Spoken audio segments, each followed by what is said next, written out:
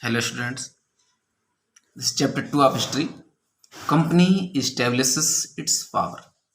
Company अपनी power को establish करती है, यानी कि अपनी शक्ति को बढ़ाने का काम करती है। कंपनी क्या है जो आप पहले पढ़ चुके हैं, ब्रिटिश ईस्ट इंडिया कंपनी। तो इस चैप्टर में हम क्या क्या पढ़ेंगे?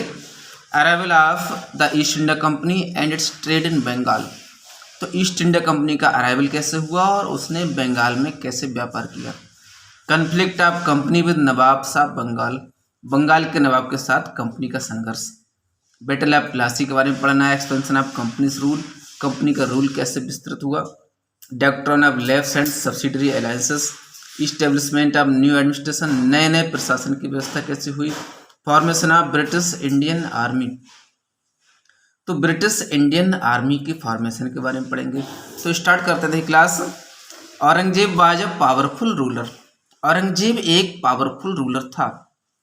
ही expanded and strengthened the Mughal empire to it's greatest limits, उसने मुगल एम्पायर को अपनी ग्रेटेस्ट लिमिट्स तक मजबूत कर रखा था।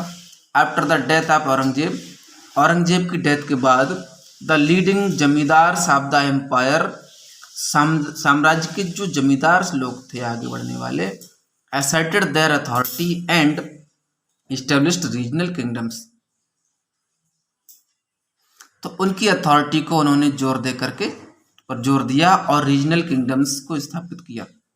It was very difficult to control regional kingdoms from Delhi, तो दिल्ली से दूर दूर क्षेत्र के किंगडम्स को कंट्रोल करना तो मुश्किल था। In the state of declining central authority,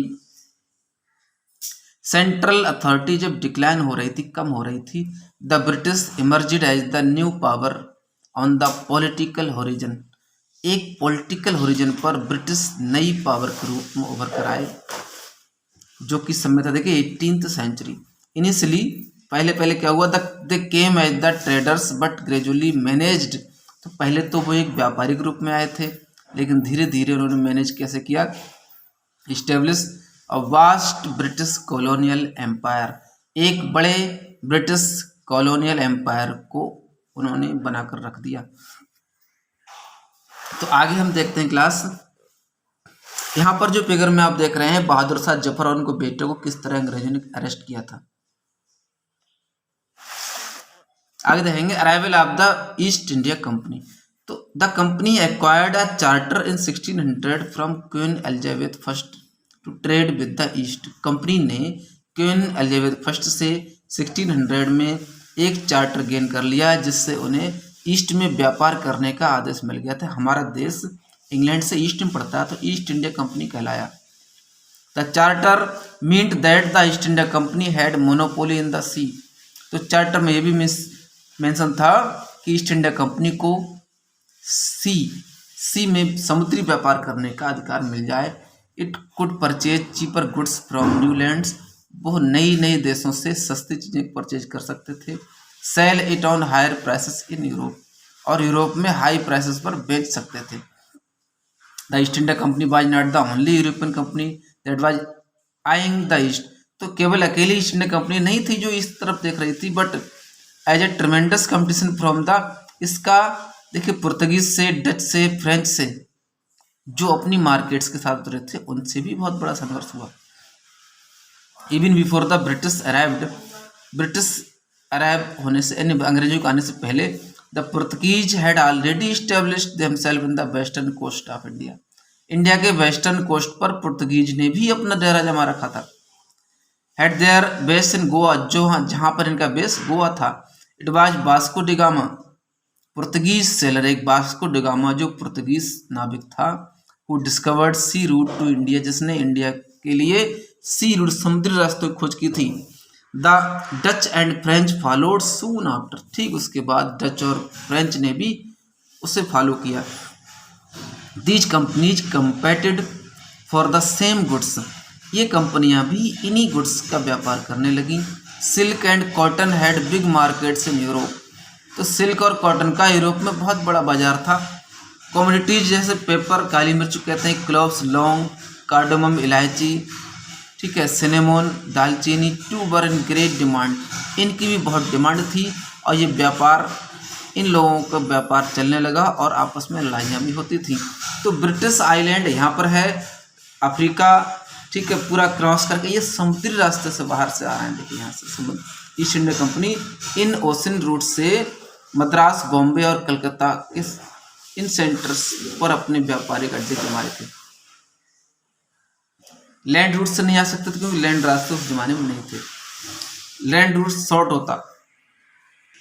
ठीक है, आगे बढ़ते हैं क्लास इस टॉपिक पर। East India Company begins trade in Bengal. East India Company Bengal में अपना व्यापार शुरू करती है। 1655 में the first English factory came into being on the banks of river Hooghly. तो 1651 में पहली इंग्लिश फैक्ट्री सामने आई थी जिसने हुगली नदी के किनारे अपना सेटअप किया था। This become the base from which traders known as the factors. ये एक बेस था जिससे ट्रेडर्स को एक फैक्टर्स कहा जाता था। ऑपरेटेड द ट्रेड, जो ट्रेड किया करते थे। The factory had a very good facilities. Factories में क्या था, बहुत ही अच्छी फैसिलिटी हुआ करती थी। For storage and expert for various items. It also, अब आगे देखिए मेन पॉइंट पाते हैं। इन 1696 में क्या हुआ था, the company built fortification near the factory. तो उन्होंने जब हुगली में फैक्ट्री लगाई थी, हुगली नदी के किनारे, तो 1696 में फैक्ट्री के पास फोर्टिफिकेशन किया, यानी चारों ओर से बाउंड्री वॉल को करना होता है fortification. The company obtained zamindari rights over 3 villages by bribing Mughal officers. तो कंपनी को मुगल ऑफिसर्स को रिश्वत दे करके 3 गांव की जमींदारी मिल गई थी। वन ऑफ दीज विलेज, इनमें से एक विलेज कौन सा था, एक कालीकट था। उसके बाद यही कलकत्ता और कोलकाता बना। कालीकट गांव था, वो बाद में एक कोलकाता शहर बना। The company obtained right to trade duty free by persuading Mughal emperor Aurangzeb. Company को व्यापार का अधिकार कब मिल गया, फ्री व्यापार का अधिकार मिल गया था परसुएडिंग मुगल एम्पायर, यानी मुगल एम्परर औरंगजेब को राजी करके वहाँ पर उन्हें व्यापारिक राइट्स मिला। Beginning of the conflict. अब कन्फ्लिक्ट की शुरुआत कैसे होती है, संघर्ष की शुरुआत, यानी कि भारत के राजाओं में और अंग्रेजों में संघर्ष। The conflict with the nawab of Bengal and the company was bound to intensify. Bengal के नवाब और कंपनी के बीच एक बहुत ही सघन संघर्ष था। Nawab Murshid Quli Khan, Alivardi Khan and Sirajuddaula were strong rulers. ये बहुत ही स्ट्रॉन्ग रूलर्स थे। They wanted to check the growing power of the British empire. वे चाहते थे कि ब्रिटिश एम्पायर की पावर को रोका जाए। They demanded large tribute for their right to trade. वे बहुत बड़े ट्रिब्यूट चाहते थे कि राइट टू ट्रेड, व्यापारिक का अधिकार उनको ना मिले। रिफ्यूज ट्रेड कंसेशंस, व्यापारिक छूटें जो थीं, ट्रेड कंसेशंस को रिफ्यूज किया जाए। And denied them right to mint their coins, अपने सिक्के बनाने से उन्हें रोका जाए। And barred them from constructing any new fortification, कोई भी नया किला या फोर्टिफिकेशन बनाने से रोका जाए। They held the company responsible for depriving Bengal for its revenue. Bengal को रेवेन्यू से वंचित करने के लिए कंपनी को इन्होंने जिम्मेदार ठहराया था। फर्दर ऑन न्यूमरस ओकेजन्स, आगे कई अवसरों पर the company undermined the authority of the Nawab.